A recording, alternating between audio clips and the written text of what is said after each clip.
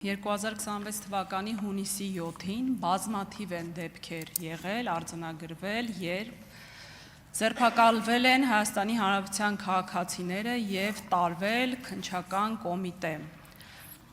Հատկապես պետք է նշեմ, որ մասնակցել են այնպիսի գործողությունների,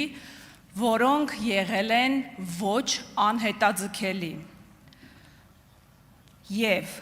ինչպես հարցաքննությունների ժամանակ, այնպես էլ պաշտպանների միջոցով ներկայացվել են դիմումներ, միջնորդություններ, որպեսզի ապահովվի ձերբակալված անձանց ընտրական իրավունքը,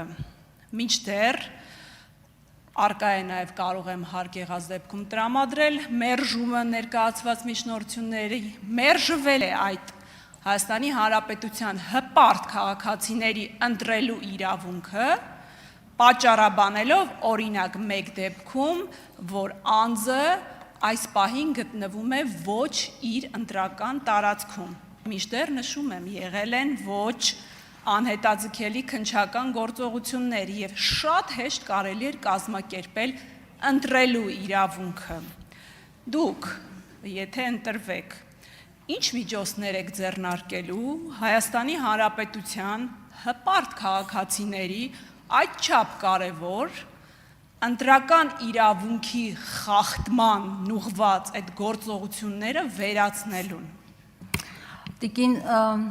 Գասպարյան, շատ ներողություն, ես 2 վայրկյան ձեր պատասխանից ու Լիլիթ Ստեփանյան, Տիկին Ստեփանյանի հարցին չպատասխանեցի 100 մահապարտների կոնտեքստով չկարծեք թե խուսափում եմ։ Ես ինքս նաև այդ արտահայտություններին վերաբերում եմ ինչ ասեմ, լրացուցիչ զգացական մոտեցումով, երբ որ Վազգեն Սարգսյանը մահապարտների ջոկատի մաս գաղափարը բարձրացրեց, բնականաբար մի վայրկյան, բնականաբար նկատի ուներ, հիմա զուգահեռները կանեմ, հայրենիքի փրկության, ազատագրման եւ այլն այդ բոլոր թեմաները։ Եվ այս կոնտեքստում, այդ մահապարտի կոնտեքստը ուղղակի պետք չի նյութականացնել եւ վարք, ասենք թե սպանության եւ այլնի վարքի վրա պրոյեկտել, խոսքը պետության հայրենիքի։ Տիկին Ստեփանյան, մի արձագանք։ Լավ, ուրեմն այդ կոնտեքստն է եւ ուզում եմ ասել մահապարտը ավելին է, քան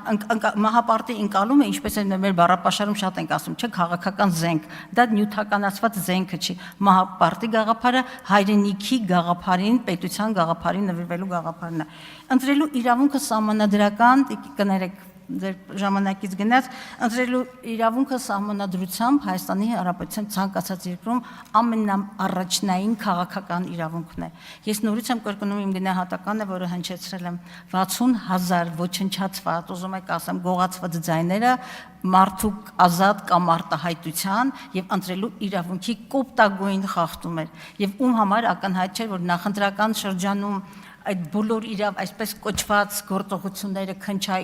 արդարադատական գործողությունները բացարձակապես ուղղված էին վախի մթնոլորտի, կաշկանդումների, առանցքային դերակատար ունեցող մարդկանց ուրեմն չեզոքացնելուն։ Ես կարծում եմ, նորից կրկնելով այն խնդիրը, որ հանձնաժողովի նախագահը դատավոր, դատախազ կամ, չգիտեմ, վերդիկտ ներկայացնող մարմին չի, բայց ես կարծում եմ, որ այս ընտրելու իրավունքը պիտի դառնա հանձնաժողովի կարևորագույն առանցքներից մեկը, բայց մենք կարող ենք ուսումնասիրել եւ եզրակացություններ տալ դրանց իրավաչափության, օրենքների համապատասխանության եւ ընդհանրապես քաղաքական մոտիվացիային, որքանով որ իրավաչափությունը եւ օրինականության շուրջ բնականաբար դա պիտի դառնա մեր քննարկման կարևորագույն ուղղություններից մեկը, որովհետեւ ես հակառակ այս բոլոր պատմություններին ինչի միջով անցնում եմ քաղաքական կյանքը, ես դեռ շարունակում եմ հավատալ իրավական երկրին եւ օրենքի գերակայությանը եւ ընտրելու իրավունքը կամ ազատ կամ արտահայտության այսպես ոտնահարումը, սա ուղղակի անարգանք է մեր սահմանադրականության եւ մեր քաղաքացիների նկատմամբ, որը պիտի մենք թույլ չտանք։ Արձագանք։ Տիկին Գալստյան, ես կարծում եմ, որ եթե դուք ընտրվեք այդ հանձնաժողովի նախագահ, պետք է հստակ որոշակիություն ունենալ եւ անդրադառնալ այո այդչափ կարևոր մարդու սահմանադրորեն երաշխավորված իրավունքների կոպիտ խախտման դեպքերում որևէ մեխանիզմ մշակելու, ինչու, որովհետև եղել են նաև դեպքեր, երբ ներկայացվել են համապատասխան հաղորդումներ վարույթ հարուցելու այդ ոչ օրինական գործողությունների հետ կապված, մինչդեռ այդ հաղորդումներով եւս որևիցե գործողություն չի կատարվել։ Ընտրվելու դեպքում կխնդրեմ, որպեսզի ձեռնարկել համապատասխան միջոցներ այդ անօրինական գործողությունների դեմ մեխանիզմներ, որպեսզի կարողանանք ապահովել մեր Հայաստանի Հանրապետության քաղաքացիների իրավունքները։ Տիկին Գասպարյան, համաձայն եմ ձեր բոլոր գնահատականների հետ եւ իրապես կարծում եմ անհրաժեշտ ռազմավարության եւ հատկապես մեխանիզմների անհրաժեշտություն պիտի ունենանք։